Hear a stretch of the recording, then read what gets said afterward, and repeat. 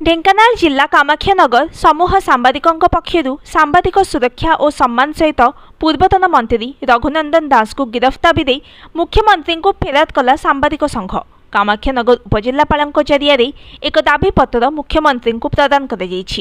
गत 25 तारिख दिन राज्य में एक घरोई टीवी चैनल सांबादिका पूर्वतन मंत्री कुकुर छाड़ी आक्रमण करने सहित कैमेरामैन को माड़ मर अभियोग होता, जहां नहीं पूर्वतन मंत्री रघुनंदन दास को गिरफ्त दाबी करिछि कामाक्षानगर समूह सांबादिक। राज्य में बारंबार सांबादिकों उपर आक्रमण एवं सांबादिकों सम्मान क्षुण्ण कर जहां नहीं नूतन आईन प्रणयन सहित सांबादिकों सुरक्षा पर पदक्षेप नेबाकू माननीय मुख्यमंत्री को निवेदन कर सांबादिक एकता जिंदाबाद जिंदाबाद जिंदाबाद सांबादिक एकता जिंदाबाद जिंदाबाद जिंदाबाद महिला सांबादिक दुर्व्यवहार करथिबा व्यक्ति को गिरफ्त दाबी आमर दाबी